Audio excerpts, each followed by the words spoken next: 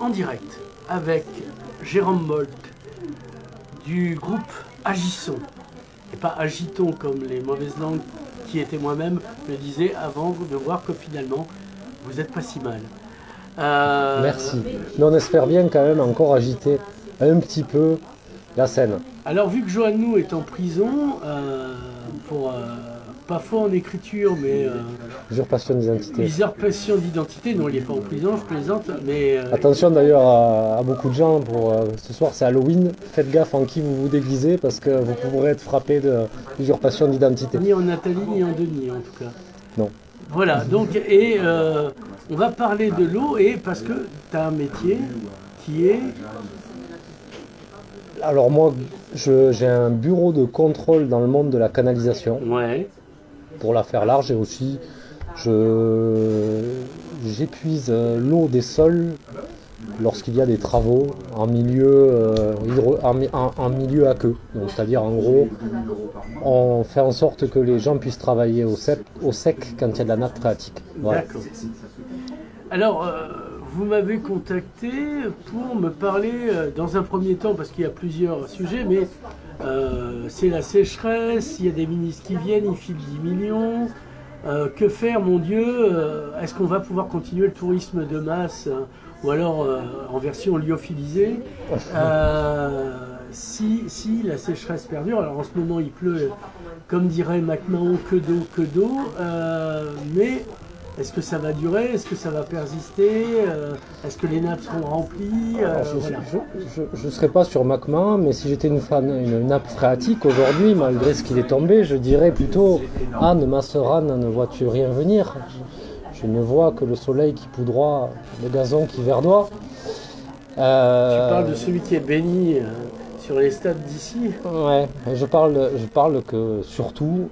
Je ne pense pas qu'un épisode comme ça puisse recharger le terrible déficit hydrique que nous subissons et que ces 2 ans de sécheresse, elles vont être très difficiles à compenser, d'une part.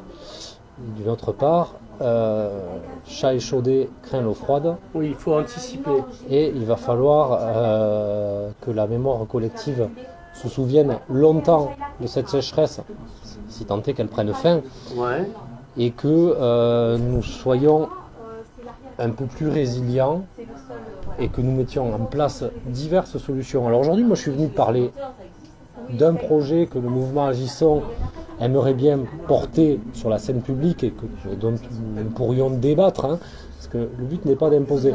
Et comme toutes les solutions qui sont portées par un élu à droite, un élu à gauche, je ne parle pas d'étiquette, hein, je parle en généraliste. Exactement, mais chaque limite... Ils sont archipélisés. Ouais, et on y est, et ils contre-attaquent. Et on est sur des solutions qui, chacune, ont leurs limites. Par exemple, la réutilisation des eaux usées, c'est très bien, on y est très favorable, mais... Ça coûte combien de pourcents, en fait, par exemple? C'est pas énorme, et le problème surtout de la réutilisation des eaux usées, c'est qu'elle est très pertinente quand on est sur la bordure côtière. Mais si demain, on enlève... Par exemple, vous avez un village le Tech est tombé à 210 litres seconde au pont d'Elne au mois d'août. Une commune de 3-4 000 habitants avec quelques fuites, quelques infiltrations, elle va vous rejeter entre 50 et 70 mètres cubeurs. On comprend bien qu'avec des quantités comme ça, si on réutilise toutes les eaux usées de la vallée du Tech au mois d'août, au pont d'Elne, il ne va pas rester BZF. Donc on a besoin aussi de ces rejets de stations d'épuration pour alimenter le milieu naturel. On en a besoin. Donc la solution de la réutilisation des... C'est fertilisant. Non, parce qu'il y a de la merde, donc du coup... Ouais, mais pas que. Si le traitement n'est pas super, on le voit dans la Seine, où il y avait, à cause des résidus de traitement contraceptif, on voyait qu'il y avait des poissons hermaphrodites, notamment. Ouais. Donc bon... On va n'en déplaise à nos amis. Et pas que les poissons à l'ouverture des JO. Enfin bon. Ouais. C'est vrai. J'ai vu 2-3 thons en combinaison noire aller tester les eaux. Et donc je pense que... Des bonites. Ouais, des bonites, ouais. Je vois qu'on parle de la même personne. Mais il faut comprendre qu'on doit vraiment prendre les solutions ensemble et pas chacun va défendre. Vous avez la solution de réutilisation des eaux usées. On a les retenues collinaires pour absorber et stocker l'excès de ruissellement en cas d'épisode méditerranéen. On est entre nous, on va appeler ça Unaigat. C'est bien d'ici. Il y avait ce qui se passe à Valence, à Valencia en ce moment, c'est l'actualité. On va avoir un sujet très discutable qui plaît à beaucoup de nos élus, c'est la désalinisation. Oui, on a une station qui est solaire à Port-Ventre, mais qui est là plus pour voir comment ça fait si on avait besoin de créer plus. Oui, c'est un appoint. On sait qu'à Canet, il y en a une aussi qui en ce moment est en train de fournir de l'eau en appoint à la zone de carénage. Donc elle permet un maintien de l'activité économique, d'économie d'eau, c'est très bien. Alors même que Sillage est en train de lancer un projet de réutilisation des eaux usées pour les eaux de pluie qui ruissellent sur son aire et qui sont filtrées avant de partir à la mer, mais eux là ils aimeraient les filtrer plus et les réutiliser. Mais voilà, tous ces projets doivent être pris de façon globale dans ce que j'appellerais un plan Marshall, même si le terme est un peu trop utilisé à mon goût en ce moment, mais pour nous... mais c'est comme Grenelle, ça a été dilué tellement qu'il n'y a plus de saveur au terme de plan Marshall. Et puis derrière le plan Marshall, il y avait une volonté américaine de placer ces normes et un mode de vie aussi. Donc il faut se méfier aussi de ce que ça veut dire. Il faut se méfier des doubles sens, mais en fait on voudrait un grand plan de résilience. Oui, pas un plan Maréchal non plus. Non, surtout pas, non ça... Là, de toute façon, je ne sais pas marcher au pas de loi, je boite personnellement. Et je voudrais, moi, qu'il y ait vraiment un débat public avec tous les acteurs et pas un petit club VIP en préfecture. Et pouvoir discuter de toutes ces solutions mis bout à bout. Et une dont je n'ai pas pour l'instant entendu parler et que Agisson vient porter aujourd'hui. Et de quoi s'agit-il ? Il s'agit de créer des réseaux de captage et de distribution d'eau de mer pour les piscines de la bordure côtière. Ouais. C'est limite du luxe en fait.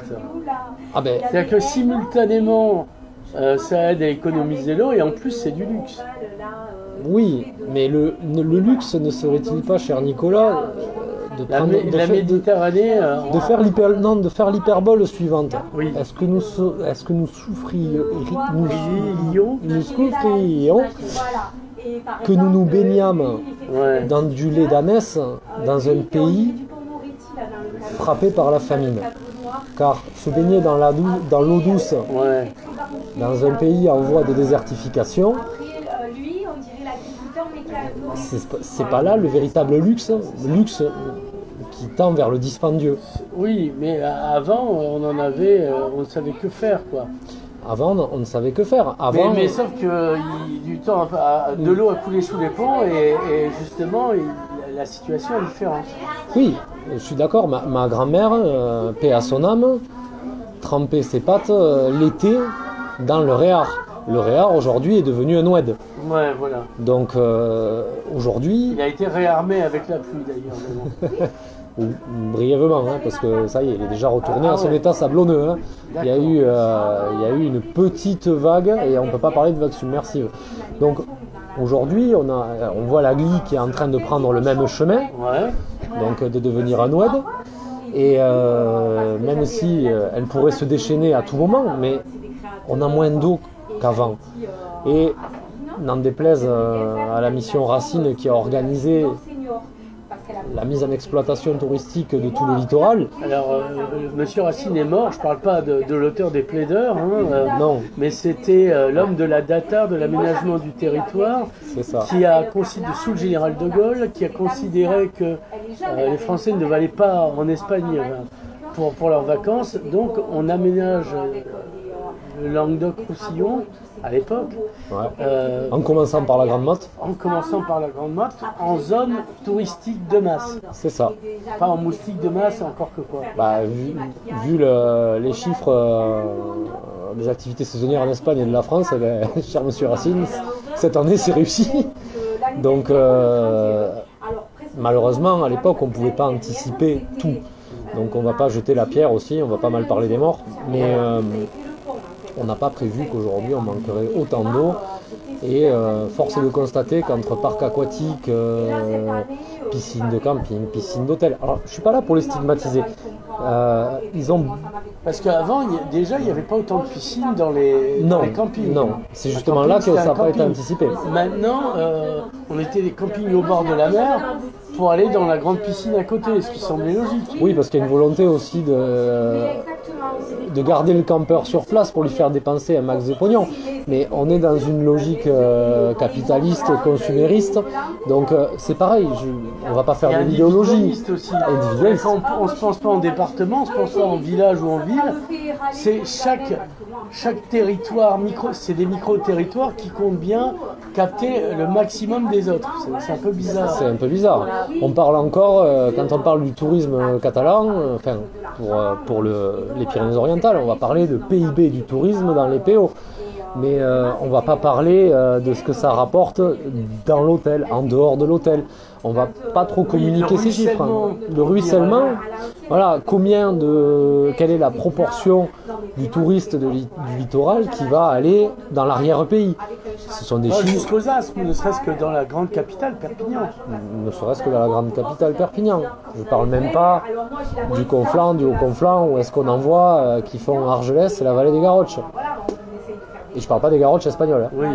Je parle de Rayeux, Sansa, tout ce coin-là. Alors, nous, on se dit, ces piscines, elles sont là. Le tourisme, on n'est pas là pour lui dire, vous devez partir. On n'est pas là non plus pour dire au patron de camping... On le fera dire par des amis russes. Peut-être. Mais on ne va pas dire au patron de camping, à l'hôtellerie, à tous les opérateurs de tourisme, quels qu'ils soient, vous faites n'importe quoi avec l'eau. Ce qu'on aimerait, c'est parler avec eux d'une possibilité. La possibilité, elle existe déjà, puisque à Benidorm, ça a été fait, à Aqualandia, c'est-à-dire faire tourner les piscines à l'eau de mer. Ça tombe bien, on en a. Ça, on n'en manque pas. Et à cette fin, il faudrait réaliser des infrastructures qui sont ô combien coûteuses, j'en conviens. D'où notre appel à l'État. Parce que le but, aujourd'hui, je me mets à la place... Et l'Union européenne qui nous pique nos sous, on pourrait peut-être en récupérer finalement. Moi, si j'appelle l'État, c'est pour qu'eux, ils aillent faire laver l'Europe. Parce que vous comprendrez bien que nous, on n'est pas assez polyglotte pour parler avec tous nos parlementaires européens. Tu parles avec la région, c'est eux qui sont le guichet de l'Union européenne. C'est ça. Donc il faut parler à Carole. Il faut parler à Carole. Mais il faudrait aussi peut-être parler... c'est à son tour, à Agnès aussi, parce que maintenant c'est Agnès qui s'occupe de nous, c'est plus Christophe. C'est vice-présidente, donc Agnès Langevin. Non, je parlais de l'autre Agnès, Panier Rudaché. Ah d'accord. Qui remplace Christophe, Béchu. Béchu, oui, d'accord. L'illustre menteur. On parlera de ça plus tard. Oui. Et donc du coup, on voudrait qu'il y ait un débat public là-dessus. Pourquoi ? Parce que déjà, on ne veut pas obliger un patron de camping ni à payer, ni à passer à l'eau salée. On n'est pas des dictateurs. Savoir déjà leur ressenti. Qu'est-ce que vous penseriez, sachant qu'on vous... Pas agissons, nous on est pauvres. Oui. Donnez-nous la pièce s'il vous plaît. Aïe madame. Aïe madame, un petit peu d'argent pour le moment. Donc non, ce qu'on aimerait, c'est vraiment lancer une concertation publique et savoir aussi si les opérateurs de tourisme verraient un inconvénient à ce que leurs clients barbotent dans de l'eau de mer. Je ne dis pas dans de l'eau salée, parce que certaines piscines sont équipées de traitements dits à l'eau salée. Et nous, ce qu'on parle, c'est vraiment de leur foutre de l'eau de mer dans la piscine, aussi salée que la mer. La vocation d'un tel projet, évidemment, ce serait économiser de l'eau. Pourquoi ? Parce que déjà, une piscine, elle coûte en quoi ? Grosso modo, il y a 2 postes. Il y en a 4 réellement, mais les 2 gros postes de perte d'eau, c'est l'hygiène. L'hygiène, c'est pas moi qui l'invente, c'est l'ARS. Non, on considère que les gens sont potentiellement sales, donc le code de la santé publique qui est appliqué par les agences régionales de santé prévoit qu'à chaque baigneur, on remplace 30 litres d'eau par baigneur et par jour. Donc si on prend le plus gros camping du département, dont je ne citerai pas le nom, et qui comporte 1000 emplacements, c'est Argelès. Comptez 3 personnes par emplacement, on va être gentil, ça fait 3000 personnes. 3000 personnes qui vont tous les jours à la piscine, ça fait 3000 fois 30, ça fait 90 000. 90 000, ça fait 90 mètres cubes. Qu'est-ce que vous consommez, vous, habitants, par jour d'eau? La moyenne, si vous n'avez pas de jardin et que vous ne mettez pas un peu d'eau potable dans les plantes, la moyenne nationale, du coup, on la fixe, c'est pas moi qui le dis, c'est l'INSEE, c'est 148 litres d'eau par jour et par habitant. Donc, si on fait quelques calculs entre l'évaporation, qui peut être énorme, avec un sécheresse, tramontane, on peut monter à 7,5 mm par jour sur une piscine. Au mètre carré, ça fait 7,5 litres. Donc, ça commence à faire beaucoup. Donc, grosso modo, si on fait beaucoup de calculs, on pourra les diffuser, hein, ça reste empirique évidemment, mais on peut compter qu'aujourd'hui, un baigneur dans les PO, il va consommer 40 à 60 litres d'eau à lui seul par jour de baignade, d'eau douce. Alors qu'un habitant va consommer, lui, hors austérité, quand il la respecte, 148 litres d'eau par jour. C'est-à-dire qu'on on oscille peu ou prou avec le tiers de la consommation. C'est énorme. Et encore une fois, c'est pas pour stigmatiser l'opérateur de tourisme, hein. Comme le disait d'ailleurs Antoine, l'illustre restaurateur des Angles, qui s'opposait aux mesures sur les baignoires et qui disait en Espagne, ils ont la sécheresse, en Espagne, ils interdisent pas les baignoires. Demain, le mec qui va venir ici va se dire si on en est à plus pouvoir utiliser une baignoire, c'est que c'est vraiment la merde, je vais aller en Espagne, là-bas on me fera pas chier. Et c'est très pratique. On vient pas pour faire le sacrifice. C'est ça. Parce que les sacrifices, ils l'ont fait toute l'année pour pouvoir partir en vacances. Exactement. Donc ils sont pas là. Donc certains ici vont crier aux touristes qui n'est pas altruiste. Moi je rentre pas dans ce débat. C'est pas son métier. Le touriste, il est là pour se détendre, comme tu le dis si justement. Il n'est pas là pour se sacrifier. Donc il faut lui proposer, d'après moi... Alors on change d'économie. Ah. Voilà, parce que quand je faisais des cours d'économie, on me disait le tourisme c'est une économie du tiers-monde. Oui. Parce qu'on fait faire le trottoir au territoire. Oui, mais ArcelorMittal maintenant il est en Inde. Voilà. Il n'a pas envie de remonter, de réouvrir nos mines de fer du côté de Bataire et d'aller relancer les aciéries vers le Surtec. L'uranium, mon ami. Ici ? Ouais. Sous île. Oui.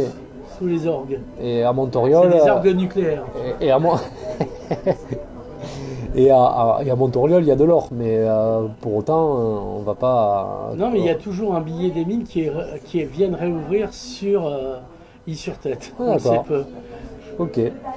Mais on n'est pas une région. Si on se fâchait avec l'Ouzbékistan, par exemple, tu vois, c'est dommage. Et le Kazakhstan. Et le Kazakhstan. Ce serait dommage pour notre industrie nucléaire. Donc aujourd'hui, nous, ce qu'on pourrait économiser comme eau, c'est de l'ordre à 40 à 60 litres par baigneur et par jour, à condition évidemment de s'équiper d'une infrastructure, donc d'un réseau structurant, qui soit prompt à alimenter les piscines en eau de mer. Tu veux pas mettre des piscines en eau de mer dans les Aspres, tu vois, tu veux non, déjà sur la bordure côtière. Oui. Voilà, et surtout que cette infrastructure, elle sous-entend un aller, mais aussi un retour. Parce que si le mec qui remplit sa piscine à l'eau de mer, le jour où il la vidange, il vous la balance dans un pré bien verdoyant, demain, ça va devenir un oued, pareil. Ça va être le désert de Gobi. Parce qu'il y a de la salinité, donc il va falloir relancer. Et je sais très bien que il y a dans les tuyaux ici des études et des ambitions à dessaler de l'eau de mer. Il est fort probable qu'on ne puisse pas y échapper, en espérant d'ici là... Le problème, c'est qu'une fois qu'on fait ça, j'ai eu une grande discussion avec Laurent et avec celui qui s'occupe de l'usine, c'est la saumure qui reste, qu'est-ce qu'on en fait, quoi? Tout ce sel, en fait. C'est le gros problème, parce que si on la rejette en mer, on a une sursalinité qui va impacter le milieu aquatique. Et il y a d'autres... Donc on aura des anchois déjà salés. Sursalés. On va faire comme les Portugais aussi, on va faire beaucoup de morues salées. Voilà. Ça sera pas mal. Hein, des morues de la Jonquière peut-être. Qui sait. Voilà. Mais mais on va pas y échapper. Donc aussi à un moment, si on doit créer ces fameux réseaux de captage pour alimenter des unités de dessalement, ce serait pas mal aussi d'adapter certaines piscines. Et l'idée, ce serait de participer à une concertation bien en amont pour dire et pour graver dans le marbre que il faut que l'État vienne en aide des collectivités et l'État vienne en aide des opérateurs de tourisme. Alors, moi je suis d'accord, mais dans l'épisode précédent, tu as vu qu'on est à 3000 milliards de dettes. Oui. L'État, il te dit je t'aime beaucoup, mais désolé quoi. Ce à quoi je répondrai, l'État, quand il veut se donner les moyens, il n'hésite pas. Oui, et je vais prendre pour exemple. C'est pas l'Ukraine ici. Non, mais je vais prendre pour, Versailles, prendre pour exemple la Seine à Paris, Ouais. pour la rendre baignable pour les JO. Il y a été investi, pas par l'État, hein, en tout cas en partie, 1,4 milliard d'euros, dont l'État a assuré la moitié, donc c'est-à-dire 700 millions d'euros. Ça a été critiqué par diverses personnalités politiques, notamment Oui, mais Rachida Dati. C'était Paris. Et Paris, c'est la France. Là, on parle d'un lieu comme Tatooine qui est situé sur la bordure extérieure de la galaxie. La République n'y touche pas un peu. Aucun Jedi n'y traîne. Ah non, là, l'UTES ne nous alloue à nous que 10 millions d'euros en réaction à la sécheresse. Donc, et c'est là que le fameux ministre Béchu voilà, Béchu est descendu, il a donné 10 millions pour ce projet. Là, aujourd'hui, un seul projet de Perpignan Méditerranée qui est la sécurisation de la ressource en eau potable au travers de l'interconnexion de la bordure côtière en eau potable et la distribution via le captage de la vallée de l'Agly. Ça représente 38 millions d'euros qui est financé par la communauté d'agglomération, donc Perpignan Méditerranée. Et je crois que c'était le 29 octobre que le préfet Bonnier disait. Bonnier. Tu parles pas de l'ancien. Non, je parle du nouveau. Pas l'homme de la paix, hein, tu parles d'un autre. Non, pas. Ça s'appelle pareil quand on est préfet. Bonnier disait vous inquiétez pas, l'agence de l'eau va très probablement financer. Alors, très probablement. Tu connais le proverbe, Nicolas? Ça dépend lequel, dis-moi-le, je te dirai. Les promesses rendent les fous joyeux. Moi je connais Charles Pasqua qui disait les promesses n'engagent que ceux qui les croient. Voilà, c'est la même chose. Oui, voilà. Donc, je te donne de Charles Pasqua. Donc pour l'instant, c'est Perpignan Méditerranée qui investit. L'agence de l'eau, elle n'a pas encore confirmé sa participation, si ce n'est de la bouche du préfet. Et là, on a investi 38 millions d'euros sur un projet. Enfin, deux, grosso modo, mais deux à un. Ça coûte si cher. Enfin, moi j'ai tendance. Est-ce qu'il y a autant de rétrocommissions pour que ça fasse ce prix-là? Je m'explique. Je me souviens de l'époque où l'USAP gagnait, donc ça remonte, le bouclier de Brennus. Et c'est Jean-Marc Pujol qui nous dit, le précédent maire, hein, pour ceux qui n'ont pas vu les premières saisons de la série Perpignan, il nous faut un grand stade. Il nous dit ça vaut 70 millions. Là se pointent des gens du Sud qui nous disent nous on vous le fait à 40 millions.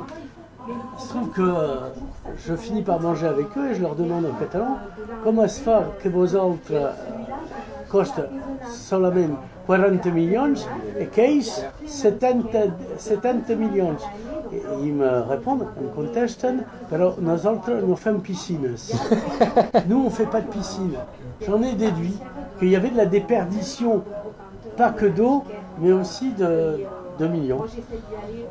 Alors, en l'espèce, là, il y a eu quand même sur un projet à 38 millions, il y a eu de l'appel d'offres, il y a eu de la consultation, ça a été intégré à la délégation des services publics là, qui a changé en ce 9 janvier 2024. C'est quand même un projet, moi j'y participe à ma petite échelle, et il y a quand même des travaux pharaoniques, puisqu'il faut quand même, en gros, il faut relier en eau potable la vallée de l'Agly avec la bordure côtière. Donc ça veut dire ouvrir des routes, y poser des canalisations, c'est des travaux qui vont s'étendre sur de l'année. Non, c'est très cher et c'est normal. Ensuite... Est-ce que ça dure? Parce que bon... Est-ce que ça dure, hein? C'est-à-dire une fois que tu as fait les travaux, tu en as au moins pour 10 ans de tranquillité, je dirais. Ah bah oui, les matériaux qui sont posés, etc., ils sont donnés pour plus de 30 ans. Donc normalement, on va avoir quand même un projet qui est pérenne. Et on a vraiment là un chantier qui est colossal, mais pour l'instant, je veux dire, Perpignan Méditerranée s'est jeté dans l'affaire et a dit on va l'assumer et on verra après la subvention. Donc on attend encore après l'État. Et quand Béchu est venu, je rappelle, c'était 10 millions d'euros pour 7 projets. Nous, PMM, là, ils sont à 38 sur 1. Par contre, l'État a mis 700 millions d'euros dans la Seine. Alors, il ne faut pas être réducteur sur la Seine. C'était pas qu'une question d'être baignable pour les JO. Effectivement. En plus, ça l'a pas été. J'ai parlé des poissons à 3 yeux tout à l'heure. Oui. Il y avait vraiment un problème de pollution sur la Seine. Il y avait besoin de créer des ouvrages structurants de collecte et de stockage en cas de pluie parce que les égouts débordaient à foison dans la Seine. Il y avait vraiment des choses à faire. Ça, c'est certain. Mais il y a un fameux député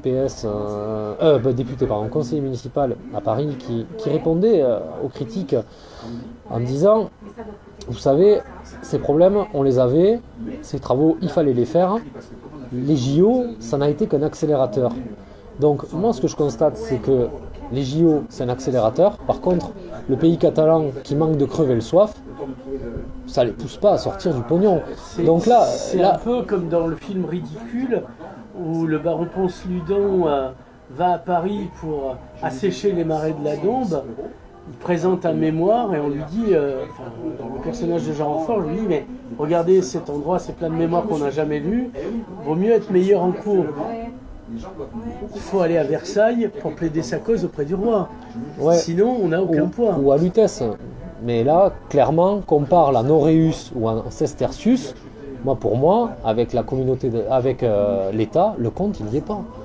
Il n'y est pas. Oui, mais qu'est-ce qu'il risque à ne pas faire? C'est toujours ça. Ce que je disais, c'est un rapport de force. Il risque rien. L'État, il est tout puissant. Qu'est-ce qu'il risque, l'État? L'État, il peut se montrer schizophrène, il peut se montrer contradictoire, il aura toujours le dernier mot. C'est lui, de toute façon. Enfin, plus maintenant, parce que derrière l'État, qui n'est plus que l'ombre portée de la Commission européenne, qui n'est elle-même que l'ombre portée de la traversée de rue où il y a les lobbies. Ouais. Donc, l'État français n'est plus qu'une mise en abîme. En quelque sorte. Donc, demander une mise en abîme... c'est pas l'État qu'il faut rançonner, il faut aller faire un braquage à la Commission européenne directement. Et on essaye, puisque par exemple, à côté de mes fonctions professionnelles, j'ai des fonctions bénévoles dans une ASA, c'est une association syndicale autorisée. C'est ce qui gère les canaux. Voilà, il y en a combien ici? Parce que autant que il y en a 200. 200. Il y en a 200. On est beaucoup, c'est vrai. Il y en a qui sont très... parce qu'on est bien irrigué aussi. Oui, on est très bien irrigué. Ça date du Moyen-Âge. Ça date du Moyen-Âge, même antérieurement. Et d'ailleurs, le patrimoine d'irrigation, pas les canaux en tant qu'ouvrage technique, mais le patrimoine d'irrigation gravitaire vient d'être classé UNESCO. C'est une petite victoire que nous devons à des chercheurs de l'université Paul Valéry et à Assas. Georges, il a quand même beaucoup œuvré pour le canal de Perpignan, mais le canal de Perpignan n'est pas géré par une ASA. Voilà. Il est géré par qui, le canal de Perpignan, tiens? Par la ville. Par la ville. Il a toujours été géré par la ville depuis Ferdinand VIII et Charles X. C'est pas qu'un ouvrage d'art, il y a aussi de l'eau et de l'argent de l'eau qui y passe. Oui, tout à fait. Il y a un enjeu économique. C'est un enjeu économique, puisque c'est lui qui est le trait d'union entre le barrage de Vinça et la retenue de Villeneuve-de-la-Raho. Et la retenue de Villeneuve-de-la-Raho, c'est plus de 3000 hectares irrigués. Et dessus, il y a des gros enjeux agricoles, avec notamment les paysans de Rougeline ou Tésa Fruits, qui sont de gros irrigants et de gros producteurs des Pyrénées-Orientales. Alors il faudrait faire, parce que les gens modélisent pas plus que moi d'ailleurs, la carte des eaux et des seigneuries qu'elle traverse, parce que c'est très moyenâgeux finalement, toute cette organisation autour de l'eau. Tu dirais moyenâgeux, mais moi je dirais que c'est fort démocratique, parce que une ASA, elle est gérée au Moyen-Âge, les villes c'était fort démocratique. Une ASA, c'est une association syndicale, donc elle est... Et t'as des gros seigneurs aussi. Oui, il y a des gros seigneurs, mais avant tout quand même, on est géré par elle est gérée par ses propres irrigants, qui élisent un bureau. Ouais. Mais après, je te dirais la même chose que quand certains se plaignent de nos dirigeants, on a les élus qu'on mérite. Putain, on les mérite si peu alors. Il faut se déplacer pour voter. Hein. Ah, c'est donc ça. C'est donc ça. Bon, ben, je vais racheter un cheval alors. Et le bon. Et le bon. Mais on a ces associations d'irrigation. Donc, bon, Béchu, là aussi, quand il est venu, il nous a fortement vexés parce qu'il nous a traités de clandestins de l'eau. Au même titre que les irrigants agriculteurs, avec le forage. Vous êtes issu des coutumes du Roussillon qui légalement encore courent ou pas? Oui. Ah, tu vois. Non, Oui. parce qu'on le sait pas, les coutumes du Roussillon, après que le Roussillon fut devenue française, ont encore droit de citer. Oui. Et donc, vous êtes la queue de la comète de... Ah bah oui, puisqu'on on en a certains, notamment les droits de prise sur les fleuves. On a encore des conventions qui datent. Alors moi, pour le canal dont je m'occupe, on est sur du Napoléon III. Donc ça date, c'est encore calligraphié, etc. Ouais, ouais. Ce sont des documents d'époque. Ça, à la limite, ce serait beau de faire une expo, quoi. Oui, ça plairait à beaucoup, et notamment je sais qu'il y a quelqu'un qui ouvre beaucoup pour la gestion des canaux dans le département, je crois que c'est le canal d'Oréa, me semble-t-il, mais sur la tête déjà il y a des gros canaux, hein, les plus gros ils sont 4, hein. Il y a celui de Corbert, il y a celui de Thuir, il y a celui de Perpignan et il y a celui d'Ille. Et celui de Perpignan, c'est celui qui est sujet de toutes les discordes, hein, puisque à l'époque, France Nature Environnement avait embêté le préfet en lui disant le débit réservé de la tête n'est pas assez grand pour permettre de vivre le fleuve.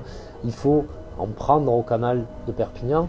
Le canal de Perpignan pompe trop, disait FNE, pour nourrir l'ogre Villeneuve-de-la-Raho, parce que Villeneuve-de-la-Raho, lui, il a plusieurs vocations. Hein. Oui, il en a... la baignade est le dernier finalement. La baignade est le dernier. Le premier d'entre tous, c'est évidemment l'irrigation agricole. Le second, c'est la défense incendie. Et le troisième, c'est l'éventuelle possibilité de mettre en place une usine de potabilisation des eaux. Donc ça fait beaucoup de responsabilités quand même sur la tête. Hein, c'est-à-dire, oui, sur la tête et la tête d'ailleurs. La tête et la tête. Donc voilà, ces ouvrages sont gérés quand même. Bon, le canal de Perpignan, non, puisqu'il est géré par une administration, mais derrière cette administration, elle dépend de la ville, donc la ville, le conseil municipal, il est élu. Hein. Donc là aussi, c'est démocratique. Et les ASA, c'est pareil.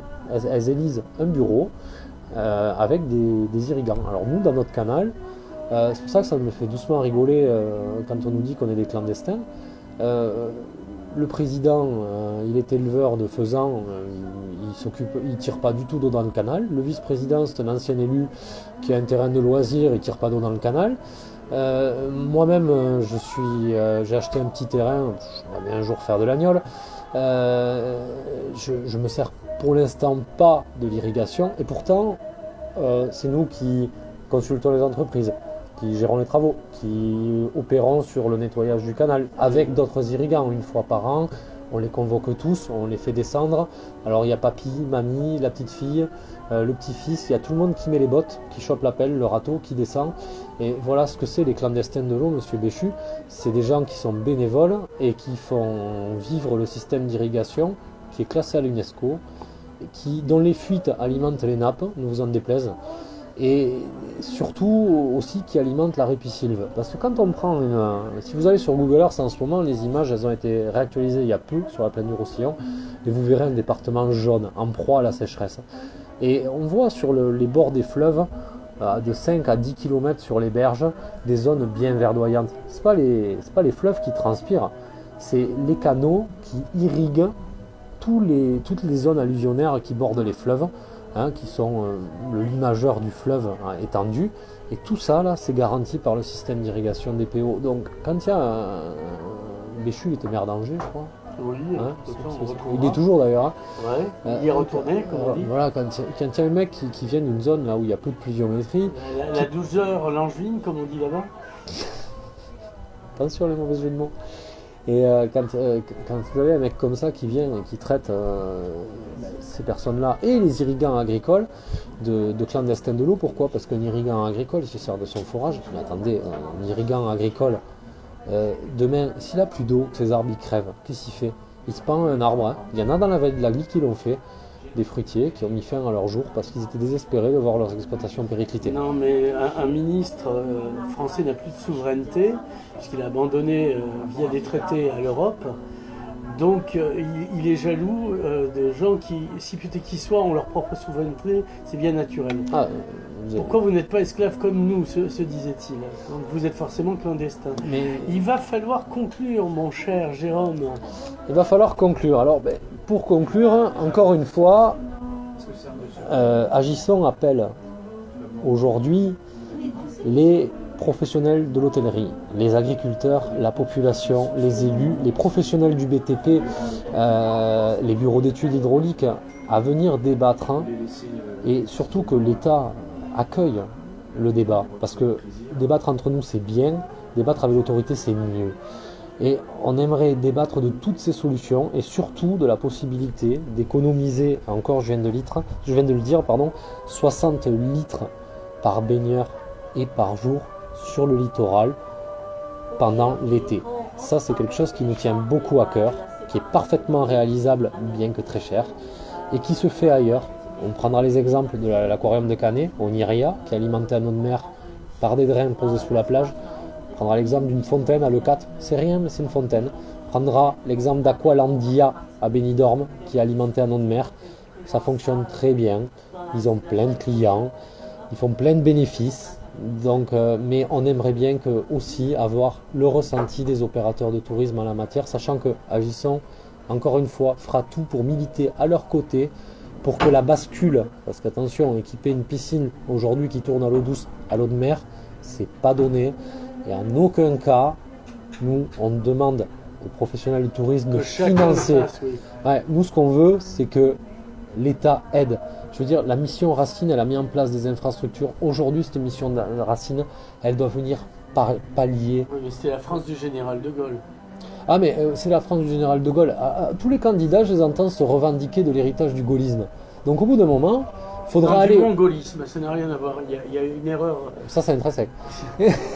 Non, mais ils s'en revendiquent. Au bout d'un moment, il faut le prouver. Vous êtes gaulliste, ok.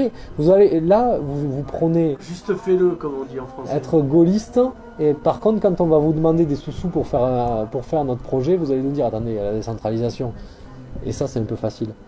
Donc, nous, on aimerait bien vraiment que tout le monde fasse front, parce que demain, vous avez, quand Béchu vient et dit les ASA, les agriculteurs, vous êtes des clandestins de l'eau, ça c'est pour dire aux opérateurs de tourisme, si vous avez des problèmes, c'est la faute des agriculteurs. Aux particuliers qui n'ont pas le droit de mettre de l'eau dans leur piscine ou arroser leur culture potagère et vivrière, c'est la faute des agriculteurs, ou c'est la faute du tourisme. Le but, diviser pour mieux régner, c'est vieux comme le monde. Divisé comme une araignée, comme on dit. Jérôme Bolt, merci. On se retrouvera pour la suite des aventures de l'eau. On pourrait même faire une chronique à l'assaut des ombres sur l'eau.